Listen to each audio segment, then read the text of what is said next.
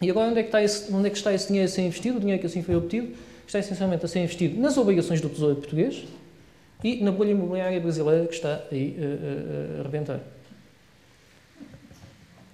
Mas agora nós temos um problema grave em Portugal para resolver.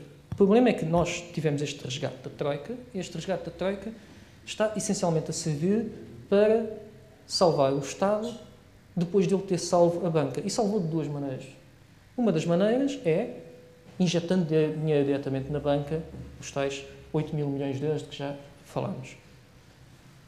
A segunda maneira é criando mecanismos que impedem ao pequeno aforrador de adquirir obrigações do Tesouro, fazendo com que apenas grupos de investidores, na prática especialmente autorizados pelo Estado, possam adquirir obrigações do Tesouro e cobrar por eles as taxas de juros que quiserem, que é outra forma indireta que o Estado tem de resgatar na banca e de meter e de pôr dinheiro na banca. E pôr dinheiro na banca porquê? Porquê é que a banca precisa de ser resgatada?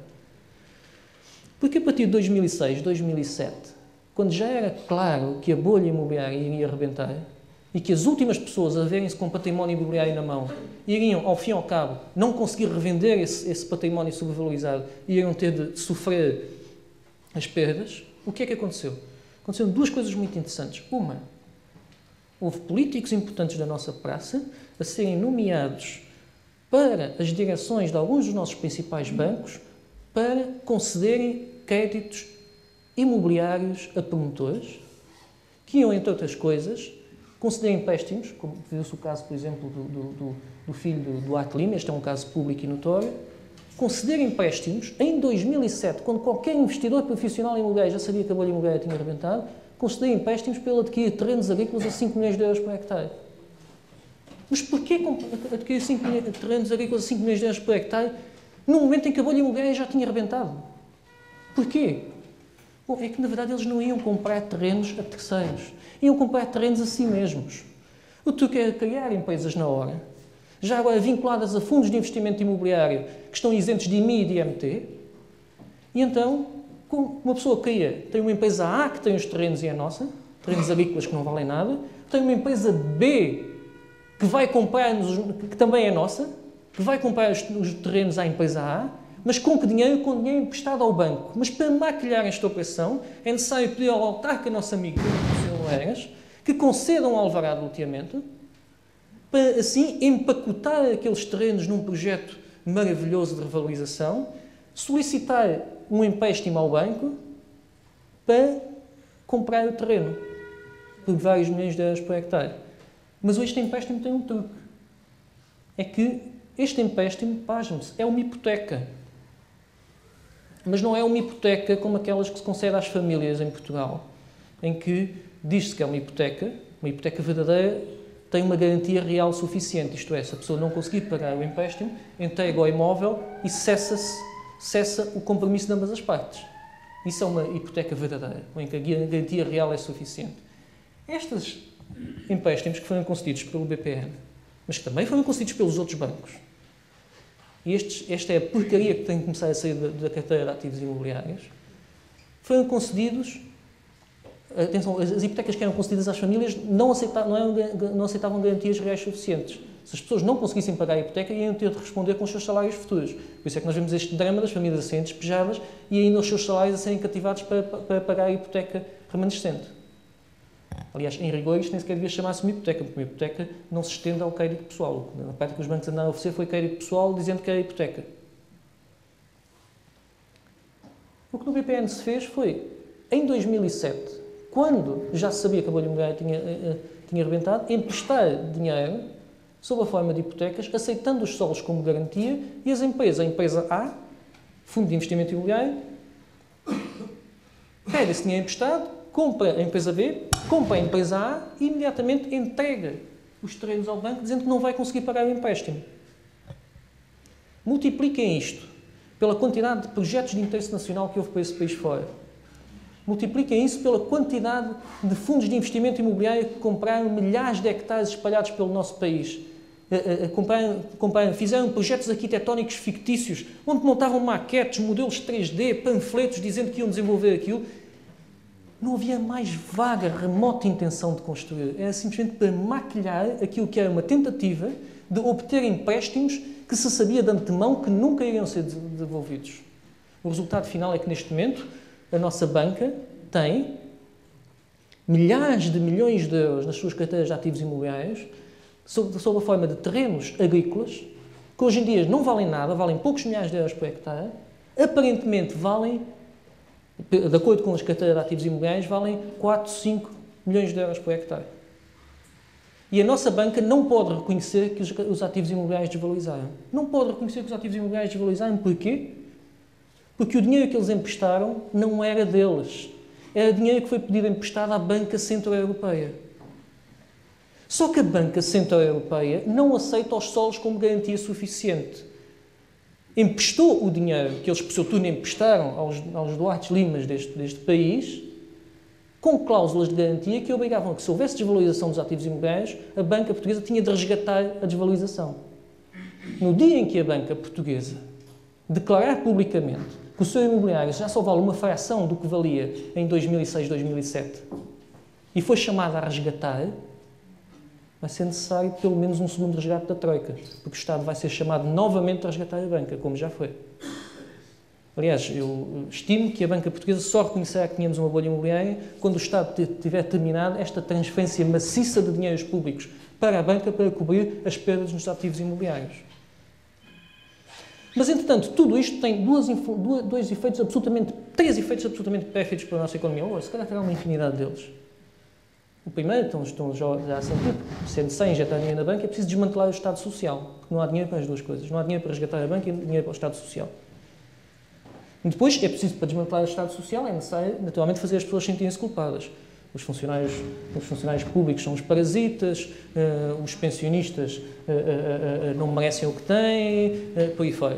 É preciso desmantelar o Estado Social, privatizar a educação, porque a educação privada tem extraordinárias virtudes, a saúde privada é competitiva, privatizar os monopólios, é preciso ir buscar o dinheiro onde quer que ele esteja. O segundo aspecto é que, como a banca não é de fiar junto da Banca Internacional, a Banca Internacional continua a perguntar-se para onde é que foi tanto dinheiro. Nós emprestámos-nos tanto dinheiro, para onde é que ele foi? Onde é que ele foi? Foi utilizado para pagar sol. Aliás, esta é uma coisa curiosa. 10 milhões de portugueses estão na crise maior da sua história, financeira da sua história, para pagar ao estrangeiro, um empréstimo pedido emprestado ao estrangeiro, para pagar sol português a 10 mil portugueses. Quer dizer, se nós estivéssemos a pagar a dívida ao estrangeiro para termos comprado Mercedes, mas não. Nós estamos a pagar a maior dívida externa da nossa história para comprar solo português a portugueses. Isto é tão absurdo que eu creio que nem o grupo surrealista teria conseguido imaginar isto. Quer dizer, com cidadãos destes, quem precisa de inimigos, não é? Agora, a nossa indústria, os nossos empreendedores não têm crédito porque a banca portuguesa não é de fiar pelos disparates que fez no imobiliário e nem sequer o reconhece. A nossa indústria está paralisada, ninguém lhe vai dar crédito para comprar bens de equipamento. E, em terceiro lugar, vamos ter uma autêntica ópera bufa em mercados imobiliários em que vamos continuar a manter preços artificialmente altos do imobiliário ad eterno. Porquê? Porque se declarar que o preço do imobiliário desceu, então o que é que aconteceu? A banca portuguesa vai ter de dar contas à banca estrangeira. Portanto, esses preços têm de se manter artificialmente altos. Como se têm de manter artificialmente altos, os jovens não se conseguem emancipar. Não se conseguem emancipar e têm duas escolhas. Ou ficam em Portugal, não saem de casa dos pais e não constituem família, ou então imigram. Como eles não se conseguem emancipar e não têm habitação barata, de facto, ficar cá em Portugal não tem interesse. Porque o que interessa a um jovem é saber quanto dinheiro fica no bolso depois de ter pago os impostos e a habitação, que são os seus maiores gastos. E fica-lhe muito pouco. A única maneira de nós salvarmos o nosso país neste momento, creio eu, se calhar há mais, mas em verdade nós devemos reconhecer que tivemos a bolha imobiliária e pôr quem ficou com esse dinheiro que pague a dívida. Estes 200 mil milhões de euros, onde estão eles? Quem os capturou? E deve haver um mecanismo, um imposto, o que quer que seja, de uma forma de ir buscar esse dinheiro onde ele está. O segundo ponto é limpar o mercado imobiliário. Nós precisamos pôr a verdade no mercado imobiliário, dizer que nós temos neste momento Num país de 9 milhões de hectares, temos 3 milhões de hectares abandonados que precisam de ser cultivados, temos 1,5 milhão de hectares vazios e, no entanto, nós temos centenas de milhares de jovens que não conseguem constituir família e que estão a emigrar maciçamente no nosso país. É preciso dar-lhes habitação barata. E habitação barata porquê? Porque se nós lhes dermos habitação barata, eles conseguem suportar salários baratos e o nosso país consegue ser competitivo. Com habitação cara, os salários baixos não são sustentáveis e eles vão-se embora.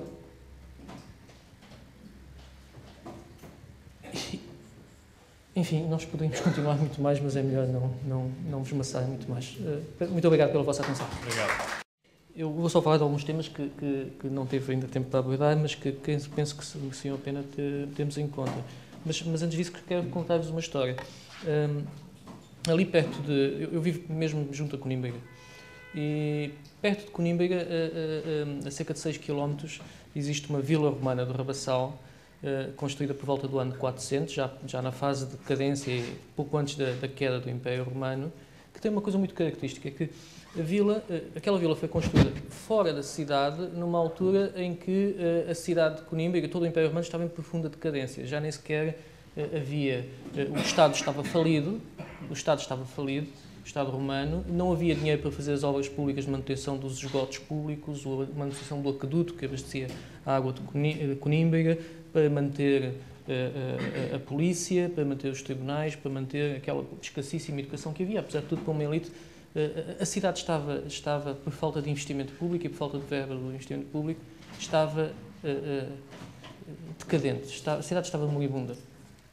E, no mesmo instante isto acontecia, construiu-se a Vila Romana do Rabassal, que é, de longe, uma vila romana é, na verdade, uma quinta, não é? Portanto, não é uma vila como nós entendemos modernamente. E que tem um palácio que é muitíssimo mais sumptuoso que qualquer estrutura palaciana que haja na própria cidade. E que contrasta, os arqueólogos ficam, de facto, surpreendidos pelo contraste que existe entre a decadência da cidade e o esplendor daquela vila. O que é que acontece? Aquela vila é uma manifestação arqueológica em Portugal de um fenómeno que se deu no Império Romano que alguns historiadores de economia chamam a Síndrome de Roma.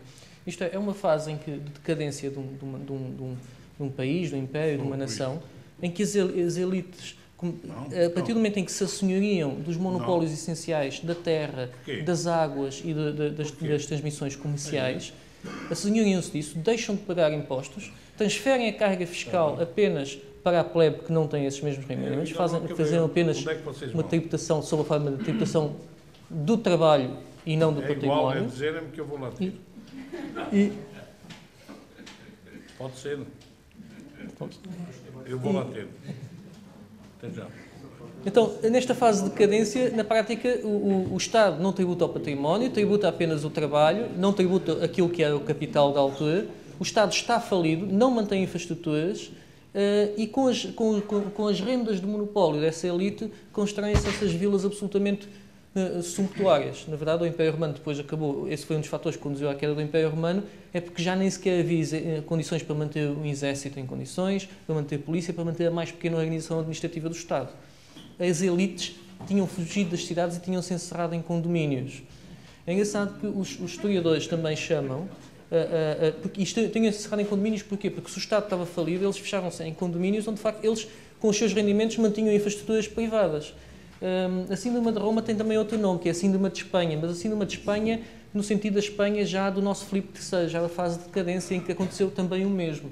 É outro nome que se dá. E é o que está a acontecer em diversos países da América do Sul, por exemplo, no Brasil, na fase de decadência, as elites vivem nos condomínios, não pagam impostos, não há, portanto, apesar de ser um país riquíssimo em recursos naturais, não há dinheiro para a educação, para a sanidade, para nada, e as elites têm de ficar. Em São Paulo vão para Alphaville, onde têm, de facto, toda uma estrutura bem montada. Aqui em Lisboa começaram as elites a fugir para a Quinta da Marinha, para Belas, para a Penha Verde, para a Penha Longa, etc, etc, porque, de facto, o Estado está em decadência. E quem diz condomínios diz educação privada, saúde privada, porque eles não querem pagar impostos para contribuir para o bolo comum. E da medida em que controlam a maior parte da riqueza, se eles não pagam impostos, não há. Então aí é que não há recursos para manter um Estado.